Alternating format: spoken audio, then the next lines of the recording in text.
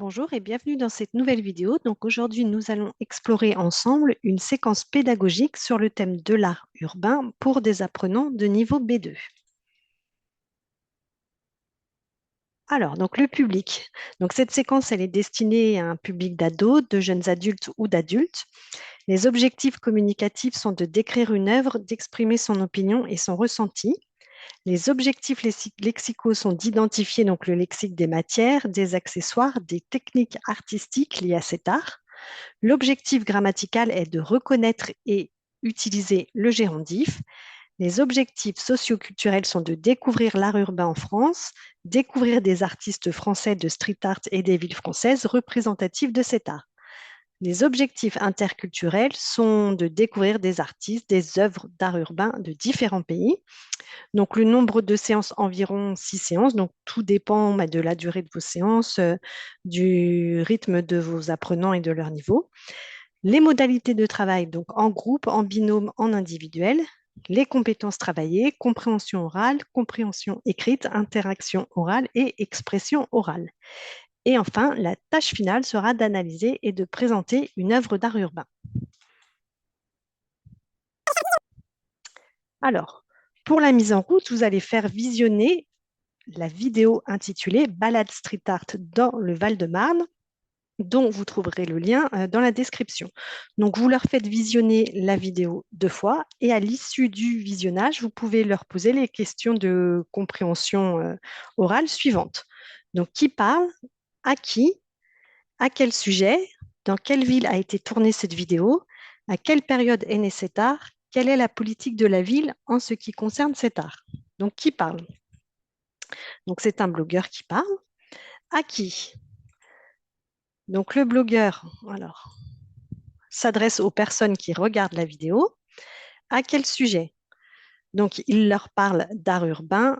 Vous pouvez aussi préciser à vos apprenants qu'on parle aussi de street art, hein, c'est rentré dans le langage courant en français, ou bien d'art de rue. À quelle période est né cet art? Donc, dans les années 50-60. Quelle est la politique de la ville en ce qui concerne cet art? Donc, la politique de la ville est de rendre l'art urbain accessible à tous dans les rues et l'espace public. Donc voilà pour la mise en route.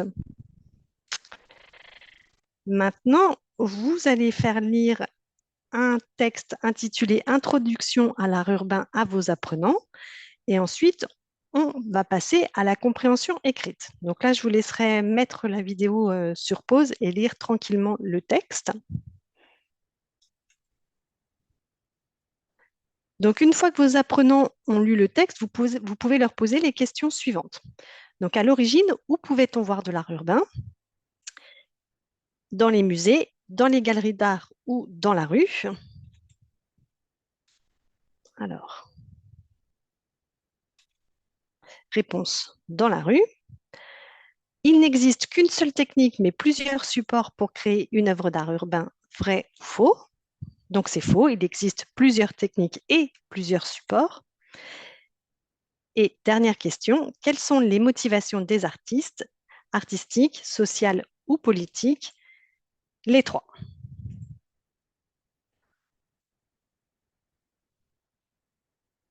Voilà. Donc, une fois que vous avez posé ces questions-là, vous pouvez passer à la partie étude de la langue et on va donc étudier la formation du gérondif. Donc, vous allez leur faire repérer la structure en les rendant, donc en rose dans le texte, qui vient d'être lu. Ensuite, vous allez demander à vos apprenants de trouver les 8 autres structures similaires dans le texte. Puis, vous allez demander à vos apprenants s'ils connaissent cette structure grammaticale. Donc, les 8 structures qu'il faut repérer dans le texte, je vous remontre le texte. Donc, dans le texte Introduction à l'art urbain, les voici. Donc, il faut repérer en les humanisant, en suscitant la réaction des passants, en se logeant sur divers supports, en occupant de très petits espaces urbains, en investissant des structures, en observant bien, tout en reconnaissant cet art et en travaillant d'arrache-pied. Et ensuite, vous allez passer à l'étude des emplois du gérondif. Donc là, vous allez leur faire lire les exemples suivants et vous allez leur faire trouver la similitude pour chaque paire. Donc, exemple 1, j'étudie en écoutant de la musique, il téléphone en regardant la télé. Donc là, quelle est la similitude pour cette paire? Eh bien, c'est la simultanéité. Donc, deux actions qu'on accomplit en même temps. Exemple 2, il est tombé en glissant sur le verglas, il a réussi en faisant beaucoup d'efforts. Eh bien, la similitude pour cette paire, c'est la cause. Voilà, il a réussi parce qu'il a fait beaucoup d'efforts. Exemple 3. En économisant, tu pourras t'acheter ce vélo électrique. En étant agréable, tu te feras des amis. Ici, la similitude pour cette paire est la condition. On pourrait dire, si tu économises, tu pourras t'acheter ce vélo électrique. Et enfin, dernier exemple, tout en reconnaissant ses qualités, je le trouve énervant. Même en reconnaissant sa valeur professionnelle, il ne l'a pas augmentée. Ici, la similitude, c'est l'opposition. On pourrait dire, par exemple, bien qu'il reconnaisse sa valeur professionnelle, il ne l'a pas augmentée. Donc voilà pour la première séance. On passe à la séance numéro 2. Donc là, vous pouvez leur faire prendre en trace écrite la leçon sur la formation et l'emploi du gérondif. En plus, ça va vous permettre de faire un rebrassage des notions qui ont été vues précédemment. Donc, formation du gérondif. Donc, le gérondif se construit avec la préposition en plus le participe présent. La forme verbale au gérondif est toujours invariable. Elle est sortie en sifflant. Elles sont sorties en sifflant, donc pas de changement pour le gérondif. Ensuite, emploi du gérondif. On emploie le gérondif quand le sujet de deux verbes est le même et pour exprimer, donc on l'a vu précédemment, la simultanéité. Il téléphone en regardant la télé. La cause, il est tombé en glissant sur le verglas. La condition, en économisant, tu pourras t'acheter ce vélo électrique. Et l'opposition, tout en reconnaissant ses qualités, je le trouve énervant. Alors, n'oubliez pas de préciser à vos apprenants qu'il existe des gérontifs irréguliers. Être va faire en étant, avoir en ayant et savoir en sachant. Vous pouvez passer maintenant à un exercice d'application. Donc là, vous pouvez demander aux apprenants de retrouver le type d'emploi du gérondif dans les différentes phrases. Donc on l'a dit, la cause, la condition, la simultanéité, l'opposition, afin de vérifier leur bonne compréhension des emplois du gérondif. Donc en observant bien, vous profiterez d'œuvres à ciel ouvert. Donc là, c'est la condition. Si vous observez bien, vous profiterez d'œuvres à ciel ouvert. L'art urbain investit nos rues en se logeant sur différents supports. Donc la simultanéité. L'art urbain investit nos rues, on pourrait dire en même temps qu'il se loge sur différents supports. Tout en reconnaissant cet art, le public le trouve parfois déroutant. Ici, c'est l'opposition. Bien qu'il reconnaisse cet art, le public le trouve parfois déroutant. Les artistes les plus connus ont réussi en travaillant beaucoup. Donc la cause, les artistes les plus connus ont réussi parce qu'ils ont beaucoup travaillé, parce qu'ils travaillent beaucoup. Alors maintenant, vous allez faire lire un second texte à vos apprenants intitulé Les techniques de l'art urbain. Donc ici, on vous présente toutes les techniques. Donc c'est un texte qui est assez long quand même, donc je vais vous en épargner la lecture. Je vais juste vous citer les différentes techniques. Donc le pochoir, l'affiche, l'autocollant ou sticker, la peinture ou fresque murale, l'art du ruban, le tricot graffiti ou tricot urbain ou yarn bombing, le graffiti, l'installation, la mosaïque ou le carrelage. Donc, vous faites bien lire ce texte à vos apprenants, vous explicitez le lexique s'il y a des mots qui ne sont pas transparents pour eux. Et ensuite, afin de vérifier la bonne compréhension des différentes techniques par vos apprenants, vous allez, à l'aide des photos suivantes, leur faire retrouver les techniques correspondantes aux photos. Donc, on a dit tricot urbain, graffiti, fresque murale, autocollant, ruban, installation, pochoir, affiche et mosaïque. Alors, je vous laisse regarder les photos. 3, 4, 5, 6. Donc, on a 9 photos. Donc, ici, il s'agit du tricot graffiti. Ici, on a le sticker, l'autocollant. Là, il s'agit d'une fresque murale, d'une installation. Ici, on a des graffitis. Ici, on a un ruban adhésif. Ici, on a un pochoir, une affiche et enfin la mosaïque. Voilà pour les différentes techniques. Donc voici pour la séance numéro 2. On passe maintenant à la séance numéro 3. Et donc là, vous pouvez démarrer cette séance avec un exercice d'application. Donc vous allez leur faire retrouver dans le texte donc, les techniques de l'art urbain, le lexique des matières, des matériaux, puis le lexique des accessoires. Donc là, vous pouvez leur demander de fluoter dans le texte tout ce lexique. Donc vous allez voir, il y en a quand même pas mal. Voilà, donc pour matière, matériaux, du carton, du bois, du plastique, du jean, des mosaïques, des pierres, de l'émail, du verre, du marbre, du granit, de la céramique, du mastic, de l'enduit, le tricot, le crochet. Et pour les accessoires, on a pinceau, brosse, bombe aérosol, seau de colle, peinture, marqueur, ruban, adhésif. Donc là, ils vont apprendre pas mal de lexique concernant l'art urbain. Et ensuite, vous pouvez leur faire compléter le texte avec le lexique donc des matières, des matériaux et des accessoires suivants.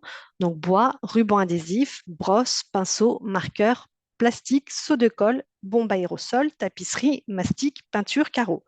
Donc là, vous avez un texte à trous et donc il faut retrouver les mots adéquats. Alors, je suis allée trop vite.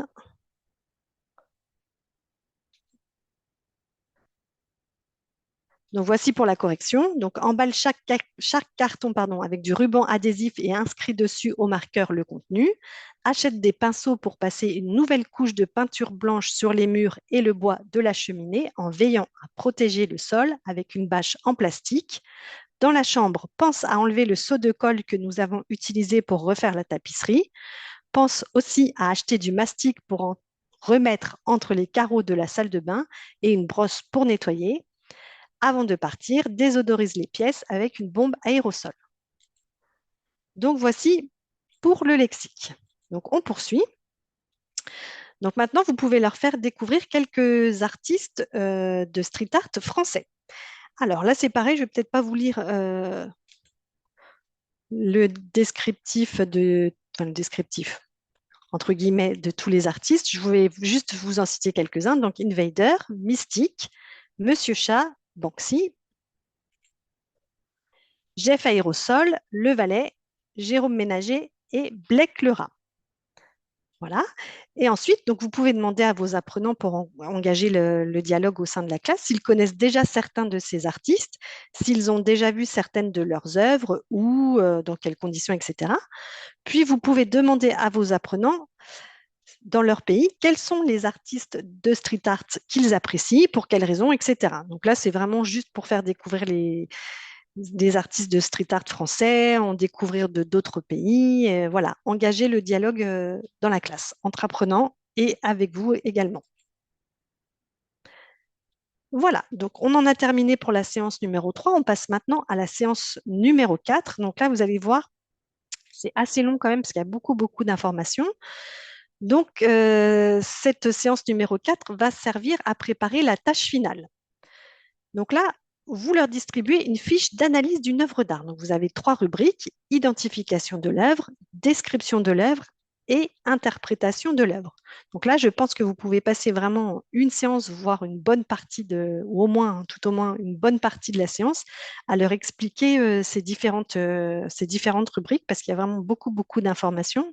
Et vous allez voir que chaque rubrique est en lien avec les autres rubriques. Tout est lié en fait. Donc, identification de l'œuvre, nature de l'œuvre. Donc là, on reste vraiment dans le street art puisque c'est le thème de notre séquence du jour, mais c'est aussi une fiche dont vous pourriez vous servir, par exemple, pour analyser une peinture. Mais là, on va vraiment rester en lien avec le street art. Donc, nature de l'œuvre. Donc, est-ce qu'il s'agit d'une installation, d'un pochoir, d'une fresque, d'un graffiti? Titre de l'œuvre.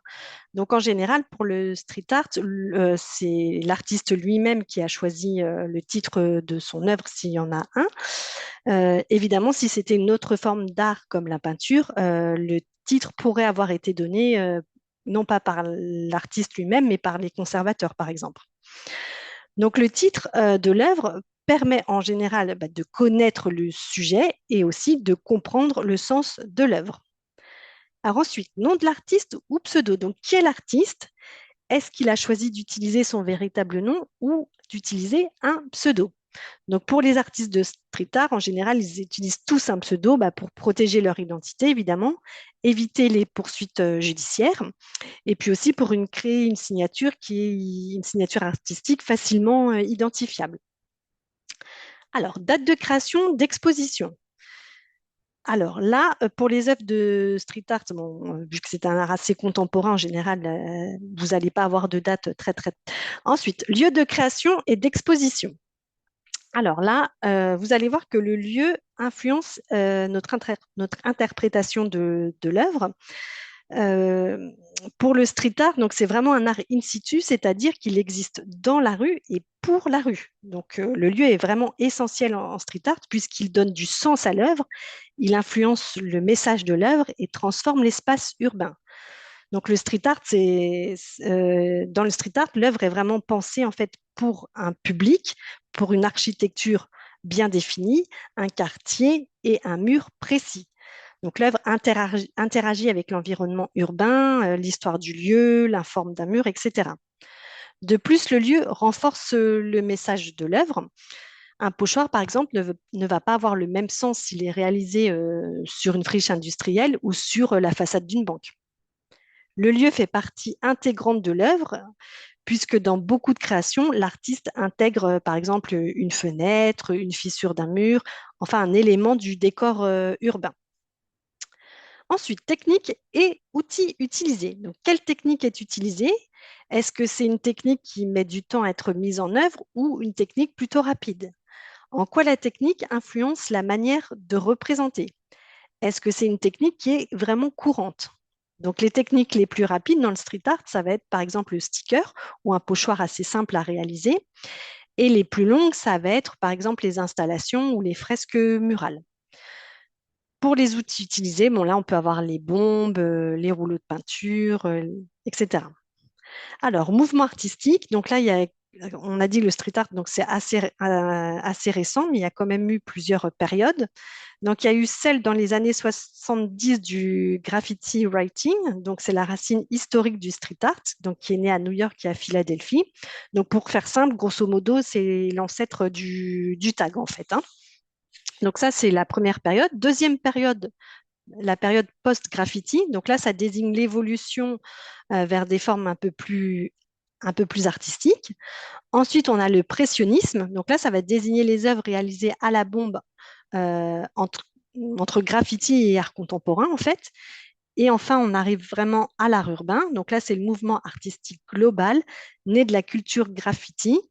Euh, donc qui englobe toutes les techniques qu'on a vues précédemment, le pochoir, la mosaïque, etc. Donc voilà pour la partie numéro 1, identification de l'œuvre. Donc déjà là, vous voyez que ça prend quand même du temps à expliquer à vos apprenants. On passe maintenant à la partie 2, description de l'œuvre. Donc sujet, thème de l'œuvre. Donc en général, dans street art, on va retrouver des thèmes quand même très variés et surtout des thèmes assez forts. Donc les plus fréquents, ça va être par exemple la politique, des sujets de société, l'écologie, l'identité, la culture par exemple, la représentation des minorités ou de héros populaires par exemple. Et on retrouve aussi parfois des thèmes plus légers comme l'humour avec des objets détournés du quotidien ou des situations absurdes. On peut avoir aussi d'autres sujets en lien avec la poésie, l'imaginaire, avec des œuvres, par exemple, qui vont évoquer l'amour, les rêves, l'évasion. Alors, description spatiale. Donc, est-ce que l'œuvre de street art occupe une petite zone ou tout un mur? Est-ce qu'elle est centrée? Est-ce qu'elle est à droite? Est-ce qu'elle est à gauche? Est-ce qu'il y a des éléments dispersés? Est-ce qu'il y a un plan, un premier plan avec des personnages, des objets? Des motifs principaux? Est-ce qu'il y a un arrière-plan avec des décors, avec des éléments intégrés, comme par exemple, je ne sais pas, des briques ou des tags déjà existants, etc. Ensuite, expression des personnages, caractéristiques de ce qui est représenté. Donc là, s'il y a des personnages ou des animaux. Qui sont-ils? Que font-ils? Pourquoi? Que représentent-ils? Vous devez également étudier les formes. Donc, par exemple, si vous avez des formes géométriques, donc elles sont là pour structurer l'œuvre. Est-ce qu'il y a des motifs répétitifs, comme je ne sais pas, des spirales? Est-ce qu'il y a des formes organiques, donc en lien avec le vivant, par exemple des silhouettes humaines, des animaux, des plantes? Est-ce qu'il y a des éclaboussures, des projections, des coulures de peinture? Est-ce qu'il y a également des formes figuratives comme des objets du quotidien, des personnages, des symboles? Est-ce qu'il y a des formes abstraites? En fait, les formes sont très importantes puisque elles vont attirer l'œil, en fait, elles vont créer du mouvement, structurer l'espace et donner aussi du sens à l'œuvre. Alors, on passe maintenant aux dimensions. Donc, est-ce qu'il s'agit d'une œuvre monumentale comme une grande fresque murale ou de petits stickers comme ceux d'Invader qu'il faut dénicher dans la ville? Les matières utilisées. Donc là, on retrouve beaucoup de matières. Donc en général, on va avoir la peinture, les encres, la peinture en bombe, le papier. On va retrouver les affiches, le papier pour les affiches, le pochoir. On peut retrouver du carton, du plastique, de la mosaïque, de la laine, on l'a vu tout à l'heure, du métal, du bois. Et on peut aussi retrouver tout ce qui est matériaux urbains détournés, par exemple, comme les bouches d'aération, le béton, les fissures, les bancs, etc. Donc voilà pour les matières. Ensuite, contexte politique, historique, social, culturel et artistique. Donc là, c'est vrai que c'est important d'en dire un mot puisque le contexte va vraiment en fait éclairer l'interprétation de l'œuvre. Alors, on passe à la partie 3, interprétation de l'œuvre, donc symbolique de l'œuvre. Donc là, elle est vraiment essentielle puisqu'elle permet à l'artiste de transmettre son message sans mots. Les symboles, on va retrouver des symboles universels, par exemple le cœur pour l'amour, l'humanité, la colombe qui va représenter la paix, la couronne qui va représenter le pouvoir, la domination. On peut retrouver également la bombe ou le soldat qui vont représenter la guerre, la violence. On retrouve aussi des enfants qui, eux, symbolisent l'innocence, la vulnérabilité, l'avenir. On peut aussi retrouver des symboles plus politiques et sociaux, comme par exemple des policiers dits militaires qui, eux, vont représenter l'autorité, l'oppression. On peut retrouver aussi des caméras qui vont symboliser le contrôle, la perte de liberté.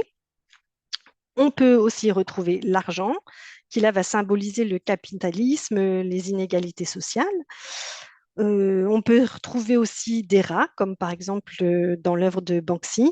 Le rat va souvent symboliser la résistance, la survie ou bien la marginalité. On peut retrouver également des animaux, par exemple le renard qui va symboliser la ruse, le lion qui va symboliser la force. Et enfin, on peut retrouver aussi des symboles culturels et identitaires avec des icônes, par exemple comme Marilyn Monroe ou Mona Lisa. Voilà, ce ne sont que des exemples. Alors ensuite, message et rôle de l'œuvre. Donc, toute œuvre, que ce soit une œuvre de street art, une sculpture, une peinture, peu importe, toute œuvre a forcément un message. Donc, dans le street art, le rôle, ça va être souvent de dénoncer une injustice, de faire réagir, de rendre hommage à une personne ou à une communauté, de susciter la réflexion. Ça peut être de transmettre une émotion, de critiquer, de sensibiliser, de défendre la liberté, la paix, etc. Donc, il peut y avoir vraiment tout un tas de messages.